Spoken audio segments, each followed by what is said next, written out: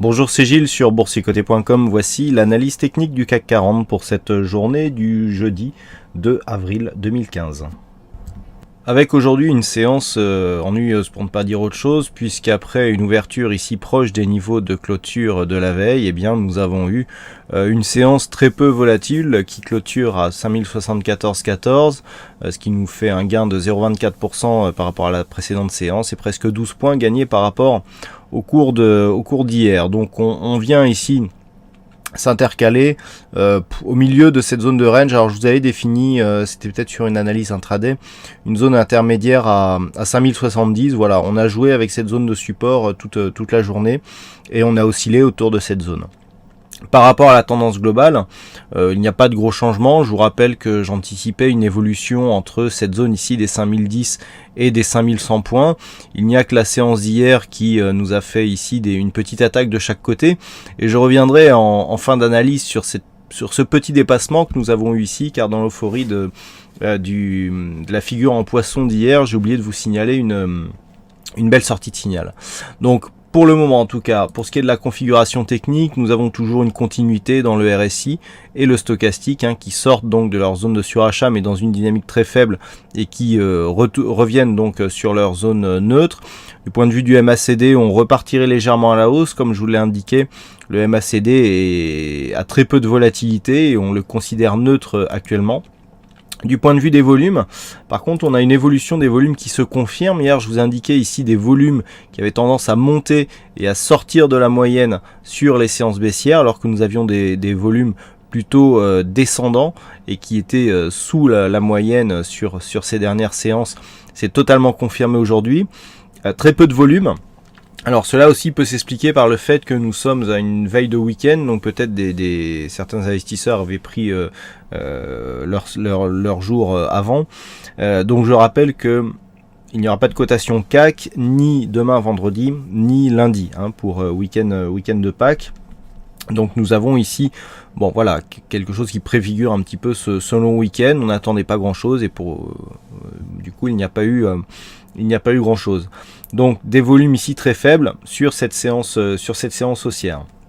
Alors, si on synthétise tout ça avec très peu de volatilité, bien entendu, on le voit sur la forme de cette bougie, on a vraiment une stabilisation. C'est pas cette bougie qui va nous apporter quelque chose, elle ne nous apporte rien par rapport à la dynamique actuelle, donc je replace un petit peu la tendance. Donc par rapport à cette première dynamique ici qui était très forte, on s'est inscrit dans une deuxième dynamique qui l'est un peu moins et nous avons une cassure de cette zone. La cassure n'a pas donné lieu à une accélération baissière alors que nous avons cassé ici sur cette zone de gap. Après ce gap, on est revenu combler. Le gap d'ailleurs est toujours significatif, cette zone qui l'était déjà ici, donc la zone 5010-5015. On la retrouve ici sur cette ouverture puisqu'on a ouvert la séance sur un gap avant de refermer et de repartir à la hausse. Et là, hier, on est venu s'appuyer sur cette zone avant de repartir ici. Hier, on a, comme je vous l'indiquais, on a testé les deux zones du range. Donc aucun changement dans la tendance actuelle et on reste avec la même définition des limites ici, une zone basse à 5010 points, une zone haute à 5106 et tant que l'on est dans cette zone, eh bien on a une sortie de dynamique ici au profit d'une évolution en range. Donc pas grand chose à attendre de plus, on est vraiment sur la même configuration que ce que nous avions hier. Alors voilà donc ce que l'on peut dire sur cette analyse technique du CAC 40.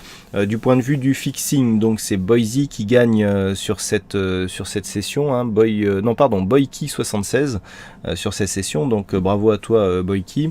Et puis en ce qui concerne les statistiques, on a encore assez peu d'occurrences sur cette séance. Suite à cette séance, on a un peu plus que sur la précédente, mais ça va être dur de trouver quelque chose de significatif. Et de toute façon, nous sommes juste à 50%, 50-50 donc de probabilité haussière ou baissière. Donc c'est vraiment pas significatif. Mardi, il faudra naviguer à vue et essayer de s'y retrouver un petit peu dans tous ces niveaux. Voilà donc pour cette analyse technique. Et puis donc comme je vous l'ai promis, on va voir que ce petit dépassement ici a eu son importance. Et on va revenir donc sur une visualisation de la séance d'hier. Donc ça c'est un graphe secondaire que j'utilise pour certains signaux. Et ce qui est important ici, c'est cette courbe que nous avons là. et donc voilà les signaux qui sont répliqués ici sur le graphe. Alors si on revient à cette courbe, là on voit qu'on a eu 2 signaux baissiers, donc ça c'était un signal perdant. On le voit parce que les cours baissent ici, c'est rouge, donc on chute. Et donc depuis, il n'y a eu que des signaux gagnants. Donc là, on était le 15 janvier 2015. Donc premier signal gagnant ici, c'est un signal baissier qui est venu se clôturer ici. On le voit sur cette phase.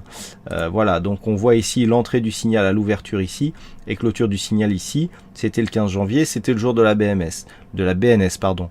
Deuxième signal ici, haussier, on est venu clôturer ici. Alors je vais revenir, voilà. Deuxième signal, donc ici, on vient clôturer ici en hausse. Troisième signal ici, on vient clôturer ici en hausse, quasiment sur le plus haut de la séance, puisqu'on a ici une clôture à 4777,87 pour un plus haut à 4779,54, donc vraiment une clôture optimum. Ici, une ouverture, là aussi une clôture quasiment sur le plus haut de la bougie.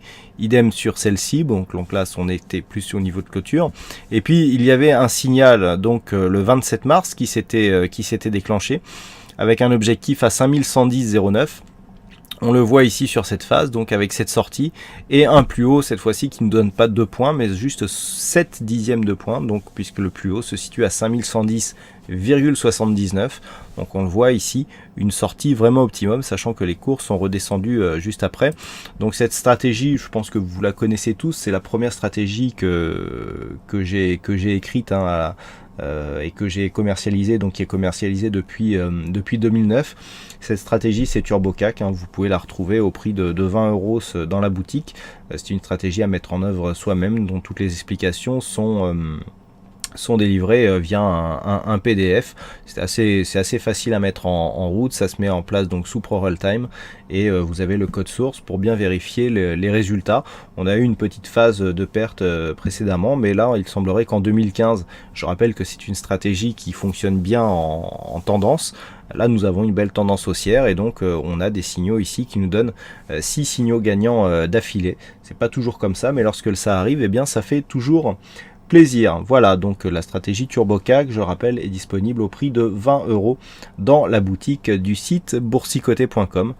Pour ceux qui l'ont acheté récemment, eh bien c'est vite rentabilisé, 1 € le point. On a en moyenne environ 70 points d'objectif, donc en un signal, c'est vite rentabilisé. Voilà donc pour cette analyse technique du CAC 40. Eh ben, écoutez, en attendant, donc, je vous souhaite à toutes et à tous un bon week-end pascal. Bonne chance dans vos prochains trades, et on se retrouve donc dès la semaine prochaine pour d'autres analyses techniques sur le site boursicoté.com. Bon week-end à tous.